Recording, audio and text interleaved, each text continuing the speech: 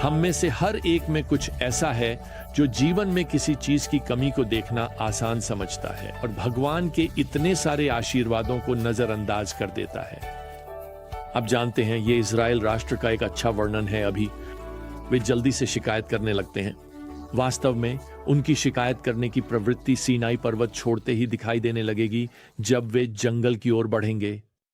तो भगवान अब मूसा को आदेश देते हैं, संख्या अध्याय 10 और श्लोक 2 में, कि 2 चांदी की तुरही बनाओ जो ठोकी हुई हों।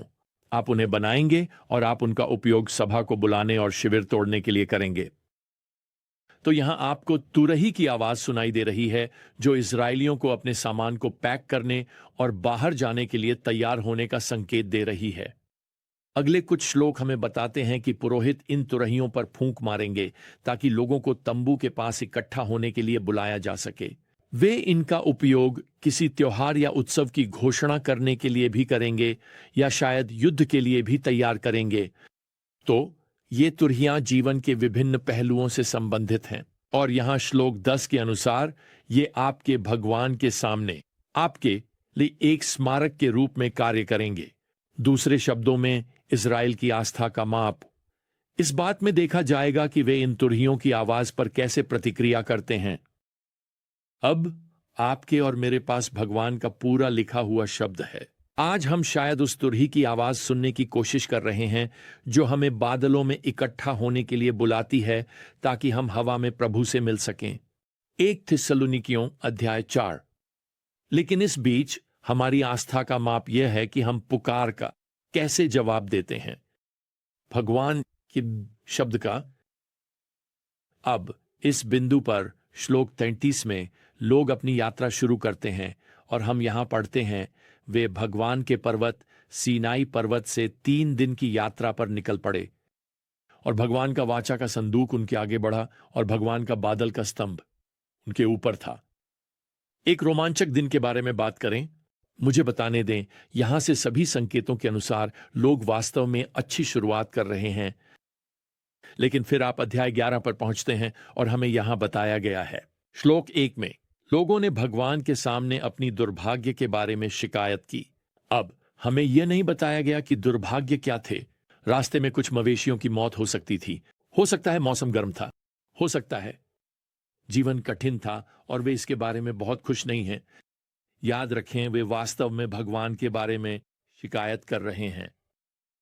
अब भगवान शिकायत के साथ सख्ती से निपटने वाले हैं। श्लोक 1 हमें बताता है, उसका क्रोध भड़क उठा और भगवान की आग उनके बीच जलने लगी और शिविर के कुछ बाहरी हिस्सों को भस्म कर दिया। हालांकि यह बहुत गंभीर है, दुर्भाग्यवश भगवान की यह अनुशासन उनकी शिकायत करने वाली नाराजगी भरी मानसिकता को समाप्त नहीं करती।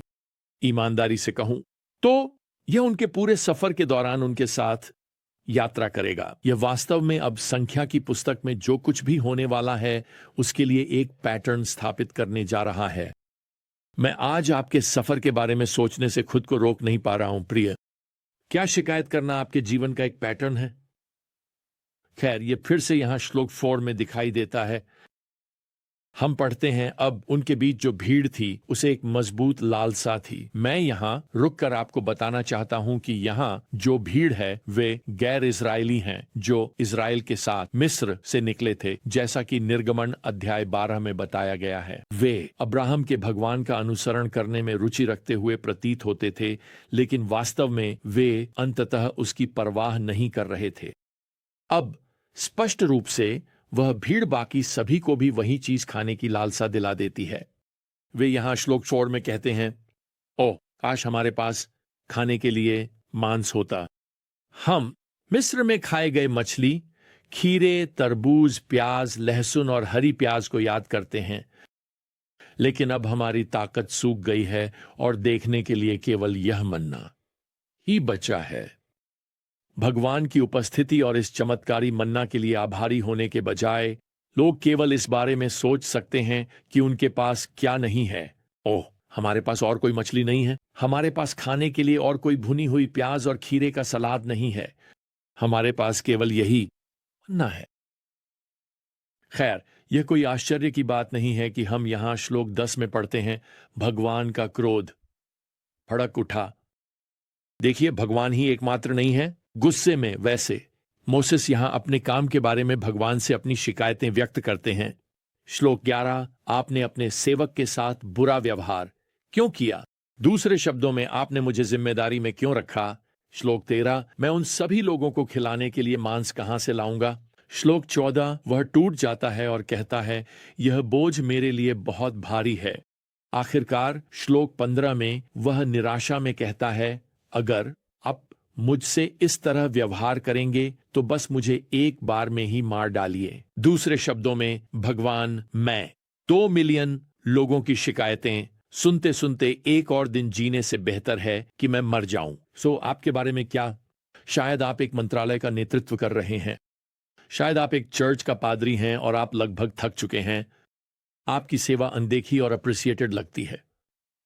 बोझ आपको आशीर्वादों और फायदों से अंधा कर रहे हैं। यह आपके लिए संभालने से ज्यादा है। मुझे पसंद है कि भगवान यहां मूसा को कितनी कृपा से जवाब देते हैं। वह उसे इज़राइल के बुजुर्गों में से 70 पुरुषों को नियुक्त करने के लिए कहता है यहां श्लोक 17 में, और वे आपके साथ लोगों का बोझ उठाएंगे ताकि आप इसे अकेले न उठाएं। तो यहां भगवान मूसा को कुछ लोग देते हैं, न केवल उनके साथ सेवा करने के लिए बल्कि उनसे बात करने के लिए। लोग इस नेतृत्व के अनोखे बोझ समझेंगे। और इसके साथ भगवान अब राष्ट्र के प्रति कृपा से प्रतिक्रिया देते हैं। श्लोक 31 में लिखा है, फिर भगवान की ओर से एक हवा उठी और उसने समुद्र से बटेर लाए और उन्हें शिविर के पास गिरने दिया। यहां ले आओ।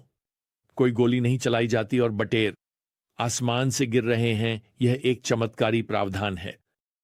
तो क्या लोगों ने भगवान का धन्यवाद किया और अपनी विद्रोही, शिकायत करने वाली दिल की बात स्वीकार की? नहीं, बिल्कुल नहीं। श्लोक 33 में लिखा है, जबकि मांस अभी भी उनके दांतों के बीच था, भगवान का क्रोध लोगों के खिलाफ भड़क गया और भगवान ने लोगों को एक बहुत बड़ी महामारी से मार डाला। आप जानते हैं, भगवान यहां अपने लोगों को उनकी शिकायत करने वाली विद्रोही आत्मा के लिए दंडित कर रहे हैं। अब इसके साथ अध्याय 12 एक और प्रकार की शिकायत के साथ शुरू होता है। इस बार यह मीरियम और हारून से आता है, जो मूसा के भाई और बहन हैं।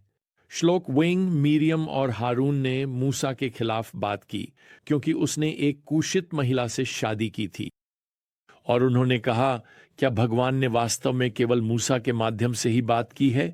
क्या उसने हमारे माध्यम से भी बात नहीं की है? अब मूसा की पत्नी सिपोरा स्पष्ट रूप से मर चुकी थी और मूसा ने आधुनिक इथियोपिया के क्षेत्र से एक और महिला से शादी की।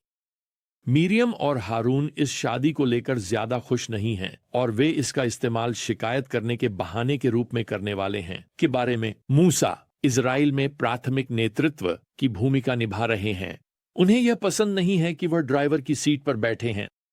तो इसे आप शक्ति संघर्ष कह सकते हैं, लेकिन यह वास्तव में बहुत आध्यात्मिक लगता है। हे मूसा, क्या हम भगवान के लिए उतने ही खास नहीं हैं जितने आप हैं? आपको बताऊं, यह शक्ति के लिए एक ईर्ष्यालु प्रयास से कम नहीं है। और भगवान एक बादल में प्रकट होने वाले हैं, और यहां श्लोक 6 से 8 में वह मूसा की नेतृत्व की भूमिका को ही ठहराने वाले हैं। हारून को अपने घमंड के लिए सार्वजनिक रूप से अपमानित किया जाएगा। मीरियम को कोढ़ हो जाता है क्योंकि वह स्पष्ट रूप से इस प्रयास से तख्ता पलट के पीछे थी। यह केवल वैसे तब होता है जब मूसा यहाँ श्लोक 13 में उसके लिए प्रार्थना करता है कि वह ठीक होती है। शक्ति की इसलिए प्रयास, यह केवल वैसे तब होता है जब मूसा यहाँ श्लोक 13 में उसके लिए प्रार्थना करता है कि वह ठीक होती है। और मैं आपको बताना चाहता हूं, मीरियम या हारून कि मूसा से नेतृत्व की बागडोर छीनने की कोशिश करने का कोई रिकॉर्ड नहीं है। तो यहां एक शाश्वत पाठ है आपकी चर्च में, आपके काम की जगह में, अपने दिल में।